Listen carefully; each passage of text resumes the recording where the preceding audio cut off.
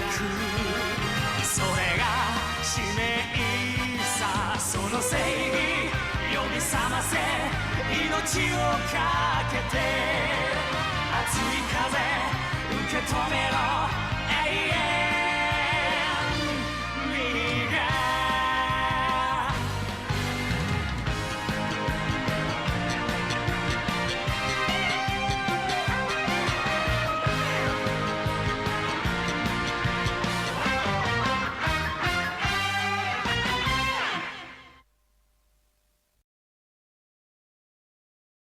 วงการกีฬาไอออนลีกเป็นวงการกีฬาของหุ่นยนต์ที่สร้างขึ้นเพื่อแข่งกีฬาให้คนดูเพื่อความสนุกสนานทีมซิลเวอร์แคสเซิลซึ่งเป็นทีมฟุตบอลที่อ่อนที่สุดแต่มีมักวินนี่กับแมกนัมเอสเข้ามาร่วมในทีมทำให้รวมพลังกันจนสามารถเอาชนะทีมดาร์กปรินซ์กลายเป็นทีมชนะเลิศในที่สุดองค์การดาร์กไม่พอใจจึงสั่งให้ทีมซิลเวอร์แคสเซิลลงแข่งเบสบอลทั้งที่ไม่เคยแข่งมาก่อนเลยมีเพียงแมกนัมเอสคนเดียวเท่านั้นที่เคยเล่นเบสบอลแต่ไม่มีใครรับลูกที่แมกนัมเอสคว้าไปได้จึงตัดสินใจชวนบัวขนองบูลอาร์เมอร์มาเป็นแคชเชอร์ให้กับทีมเสนอตอนลูกคว้างพลังปีศาจ44โซนิกท่านผู้ชมเห็นไหมคะผู้ชมที่จะเข้าชมในสนามต่อแถวก็ยาวเหยียดเลยนะคะเดี๋ยวนี้ทีมซิลเวอร์แคสเซิลกลายเป็นทีมขวัญใจไปแล้วนะคะเนี่ยข่าวสดจากจอร์จี้ขอจบเพียงเท่านี้ก่อนนะคะนี่แล้วทีมซิลเวอร์แคสเซิลสู้เขาได้จริงๆเหรอฮะถ้าถามได้ก็เห็นลูกวางสับพลังแมกนัมเอสแล้วนี่นะไอ้หนูอย่าบอกนะว่ามาเชียร์ซิลเวอร์แคสเซิลนะฮะฉันว่าจะไม่เชียร์ทีมกระจอกเลยสิเวลาทีมดักคิงเนี่ยเป็นทีมอันดับหนึ่งของเบสบอลชนะแล้วทีมที่เคยเล่นฟุตบอลจะสู้ได้เลยใช่เยอะสู้คนได้ซิลเวอร์แคสเซิลถ้าตีไม่โดน3 ครั้งก็ต้องออกใช่ไหมแล้วถ้าตีถูกก็ต้องถ้าตีถูกก็แค่วิ่งไปให้เร็วที่สุดเท่านั้นนะเฮ้ยมาท่องจำกติกาตอนนี้จะมีประโยชน์อะไรเล่าไม่ต้องห่วงหรอกนะคือไอ้ตีห่วงน่ะไม่ใช่แค่กติกาแต่เจ้าหมอนั่นน่ะมันไม่เป็นไรแน่ไม่โดนมันขวิดแน่ถ้าเกิดสติขาดผึ่งขึ้นมากลางสนามแล้วเราไม่ต้องโดนเสียไปด้วยหรือเนี่ยนั่นเลยอะไรกันนายน่ะจะพูดอะไรหัดคิดซะบ้างสิเอาละได้เวลาแล้วคือไปเตรียมตัวกันเถอะครับ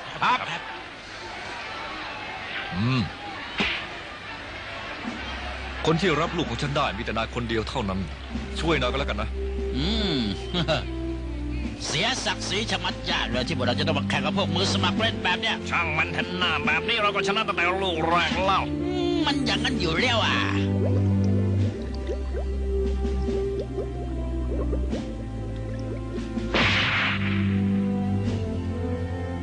สตอยพัตเตอร์เอาไม่น่าเชื่อเลยนะครับแมกนัมเอสสมาชิกผู้ลึกลับแห่งทีมซิลเวอร์แคสเซิลกว้างได้เร็วมากทำให้พัตเตอร์งงตีไม่ถูกเลยนะครับ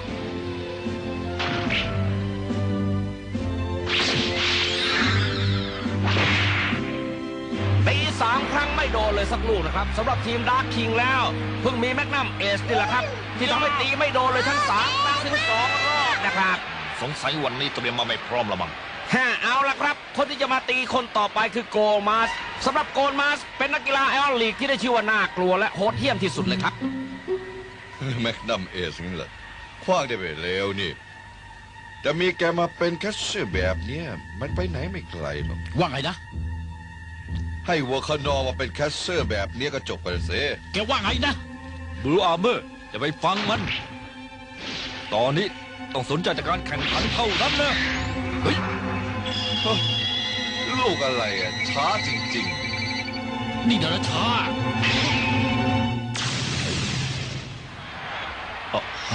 ลูกตรงเข้าหาเซนเตอร์พอดีเลยครับ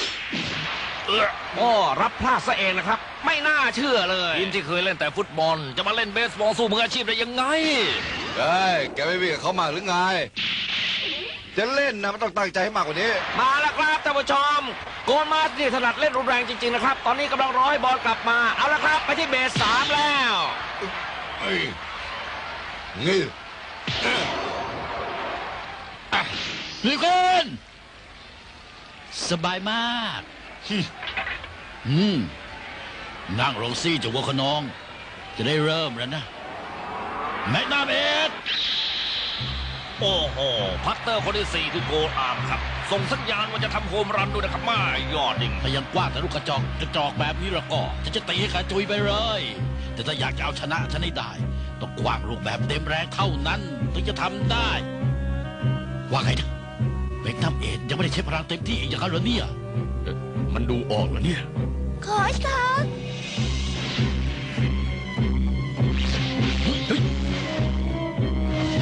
โอ้โห มองไม่เห็นไม้เลยครับท่านผู้ชมครับ โอ้ยอุ้ยโอ้ หายไปเลย โอ้ โอ้ยโอ้เฮต้องเฮอย่างนี้ต้องเฮ ใช่ อืม แมกนัมเอ็ดลูกขวาของแกเร็วดีนี่นะ แต่ถ้าเป็นลูกตรงแบบนี้แล้วก็ ถ้าคำนวณความเร็วได้ก็มีโอกาสตีถูก นักกีฬาของทีมดักคิงจากพวกเราเป็นหุ่นต้นแบบซุปเปอร์เอวันซะด้วยสิแต่คว้างโดนใช้พลังเต็มที่จะว่าขนองนี่มันจะรับไม่ไหวหรอก จริงไหมอ่ะ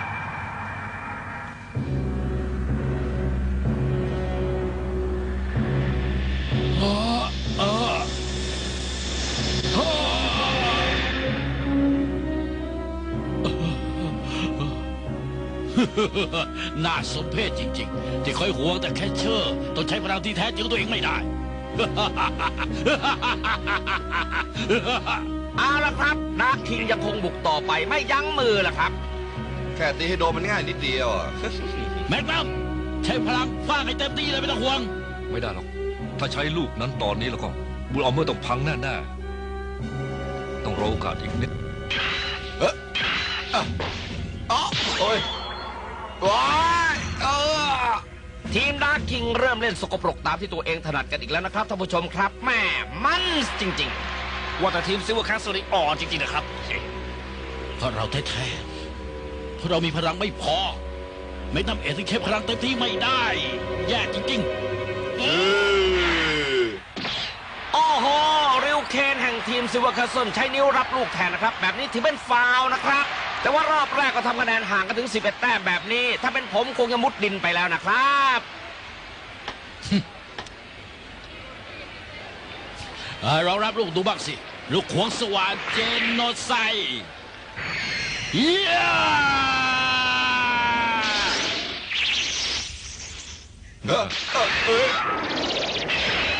โอ้อ้า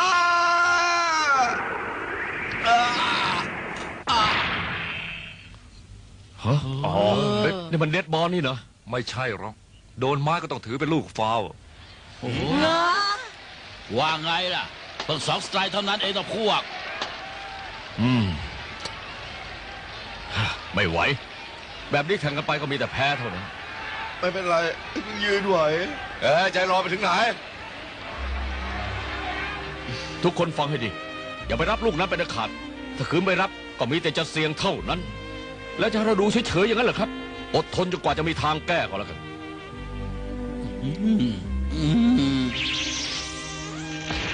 สไตร์พัตเตอร์เอาอ้าวพัตเตอร์หมดแรงซะแล้วล่ะครับ ลูกควงสว่านเจโนไซด์เนี่ยมากเยี่ยมจริงๆครับ คนตีคนที่ 2เข้ามาแล้วครับ ถ้าเอาฝีมือแค่นี้มาเล่นนะ เราก็ต้องเอาอย่างนี้ละ ไม่เป็นไรใช่ไหม เดดบอลครับท่านผู้ชม ทีมซิลเวอร์ได้วิ่งฟรีบ้างแล้ว โชคดีจริงๆนะครับ เดี๋ยวแกก็จะได้วิ่งฟรีเหมือนกันนั่นแหละ มาเลยเข้ามาใช้สติให้ดู อย่านะ มักวินนี่ปล่อยมันไปก่อน สไตร์ปล่อยไปเฉยเลยครับ เจอลูกควงสว่านเจโนไซด์ก็เลยไส้กันไปหมดแล้วครับ สไตร์โท เจ้าป่าเอ้ยเฮ้ยโอ๊ย อ้าวเป็นลูกเดดบอลอีกแล้วล่ะครับแม่ทีมดาร์กคิงเนี่ยการเล่นตัวผู้เล่นซิลเวอร์ทีละคนเลยนะครับท่านผู้ชม แม็กนัมอย่าไปฝืนเลยนะ เข้าใจแล้ว สไตร์ ตีมาบ้างเซยืนขว้างตรงๆเลยนะ สไตร์โทสไตร์พัตเตอร์เอา เอาละเจบหัวขนอง สไตร์ โอ้ยกระบอกแข็งทื่อเป็นตัวถ่วงกันทีจริงๆอุ้ย จะไปรับลูกของมันนะเจ้าแพท เอาบอล ไอ้ขี้คลาดถ้าคิดว่าตีโดนก็ตีมาเลยแซ่ จะคอยทวงลูกทีมคนอื่นเขาอยู่ทำไม อย่างนั้นนะดีแล้วบูอาเบอร์อย่าไปฟังมันนะ สไตร์สไตร์พัดเอาเปลี่ยนข้างซิลเวอร์แคสเซิลเจอลูกควงสว่านจะโดนไซด์เข้าไปทีเดียว ถึงกับขยับไม่ออกเลยนะครับดาร์คคิงก็ยังคงบุกทำคะแนนไปเรื่อยๆแม้แต่ลูกขว้างของแมกนัมเอสก็ยังถูกตีโต้ได้หมดเลยครับการแข่งขันมาถึงรอบที่ 7 แล้ว ตอนนี้คะแนนห่างกันอยู่มากกว่า 20 คะแนนครับ แม็กนัมเอแกได้มันน่าสรรเสริญจริงๆเลยนะ ยอมสูญเสียชัยชนะไปเฉยๆเพราะว่ากลัวแค่เชิงแกจะรับลูกแกไม่ไหวเท่านั้นเอง แบบนี้จะเรียกว่านักกีฬาไอออริกได้เหรอหรือว่าแค่กลัวไหวลูกขว้างแบบเต็มแรงแล้วฉันจะรับลูกแกได้อะฮะไม่ใช่ความผิดของแม็กนัมหรอก หยุดนะบูธ ถอยไปหน้าไอ้ขี้คลาดเขาทวงทีม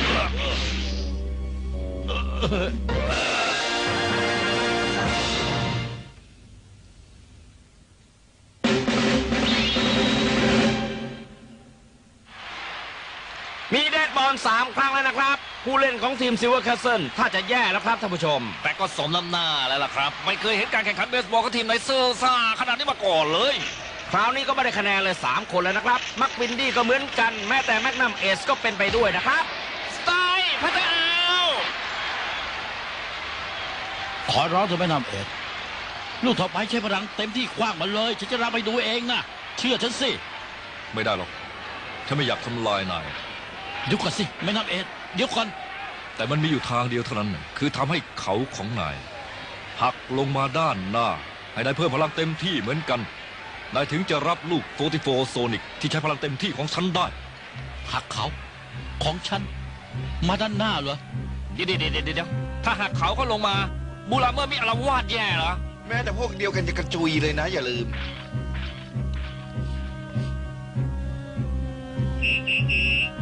ฮัตเตอร์เขาต่อไปแล้วหน่อย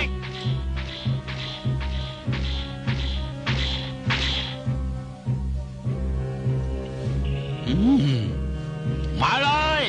ไอ้เจ้าพวกขี้ขลาดทั้งหลาย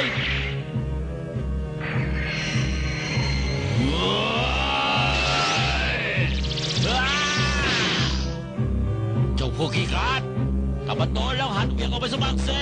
ไม่อยากได้คะแนนหรือไงลูกต่อไปเอาไอ้โดนนะ ไม่น่าเชื่ออีกแล้วครับ ตอนนี้ที่เบส3วิ่งไปอย่างรวดเร็วนะครับ หยุดนะถ้าแกตีโดนเจ้าหมอนั่นต้องวิ่งอะสิ โอ้โหที่เบส3แย่แล้วล่ะครับตอนนี้ บอกให้หยุดจะมากเกินไปแล้วนะแค่นี้ก็สิ้นเรื่องจะบัวขนองเอ้ยขาที่รับไปเลย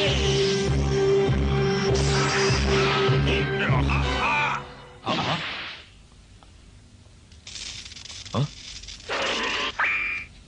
เขาของบูอาร์เมอร์แย่แล้วหยุดเขาไว้ก่อน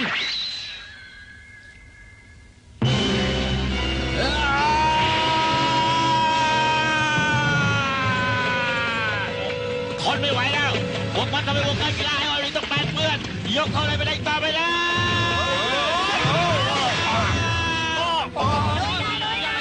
เอาละ จะคายบอลทุกคนเลยฉันจะฆ่ามันให้หมดฉันจะฆ่ามันให้หมดทุกคนเลยแกน่ะเหรอ อย่านะแม็กนัมเดี๋ยวนายก็โดนไปด้วยหรอกฉันน่ะเชื่อใจบูอาร์เมอร์เขา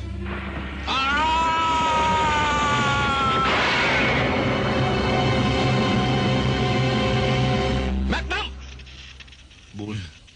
ศัตรูของนายเนี่ยไม่ใช่พวกดาร์กหรอกแต่เป็นตัวนายเองต่างหากอย่ายอมแพ้ระบบวงจรที่มันผิดพลาดสิเรียกสติสัมปชัญญะของตัวเองกลับคืนมาให้ได้บูอาร์เมอร์นายตื่นจากฝันร้ายสักทีแย่แล้วระเบิดได้หน้าเลยถ้าจะต้องแหลกเป็นชิ้นๆฉันก็พร้อมจะแหลกไปกับนายบูอาร์เมอร์ฉันเชื่อใจนาย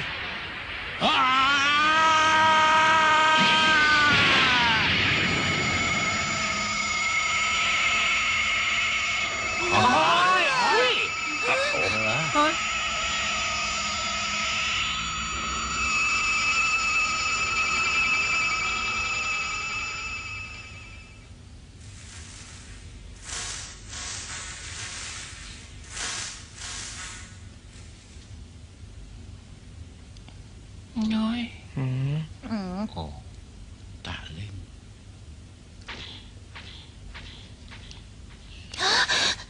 เกิดอะไรขึ้นอ่ะ ไม่รู้สิ ก็เกิดอะไรขึ้นก็ไม่ทราบนะครับ คือเขาหักงอลงมาด้านหน้าแบบนี้อันตรายครับ หัวบ้าอย่างแกขนองได้เพียงแค่นี้เองอย่างไรล่ะหากจะขนองก็ขนอยมาสุดๆไปเลยสิ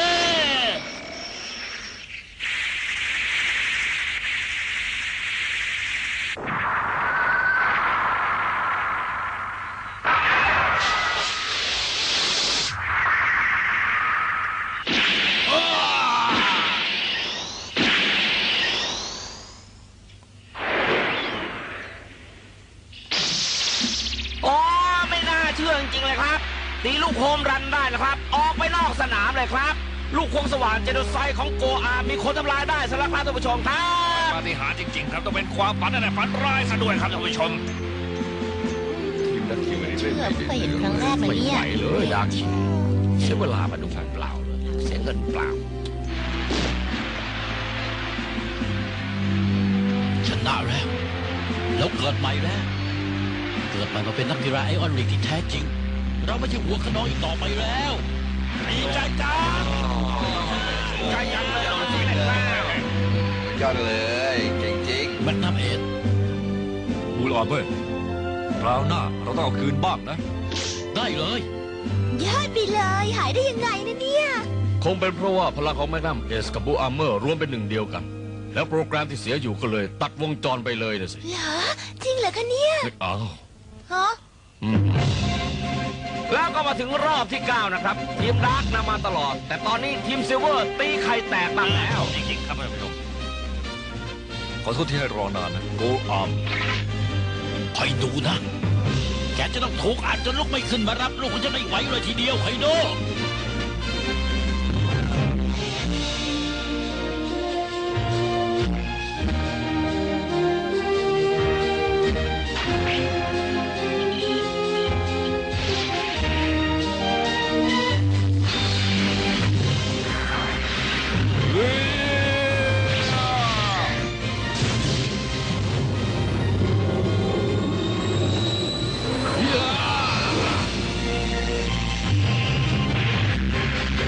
โอ้โหคือฮาเลยครับคือฮา แวบ แสบตา อุ้ย คลื่นพลังรุนแรงจริง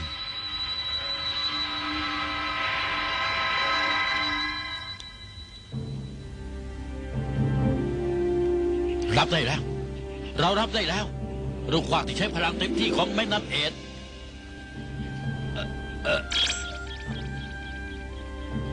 นี่ยังไงล่ะ ลูก44โซนิก ไม่น่าเชื่อเลยนะครับ ได้ยินว่าเป็นลูก44โซนิกนะครับท่านผู้ชมครับได้ยินแว่วๆครับ จังเลย ๆ โอ้ยดีรุนแรงจริง เฮ้ย เฮ้ย นั่นมันอะไรอะเจ้าหมอนั่นมันเป็นใคร อยากจะรู้นัก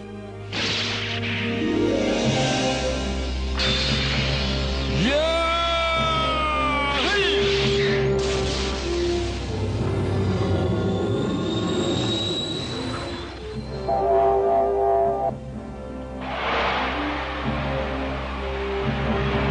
บุลา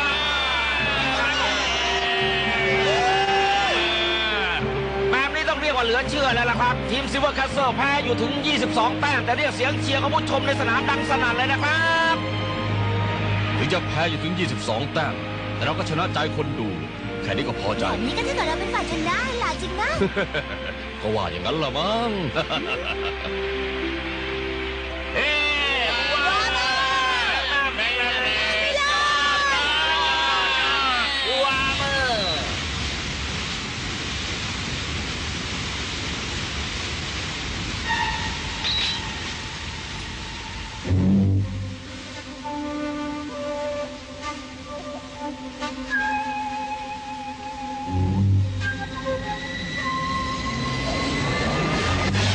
โย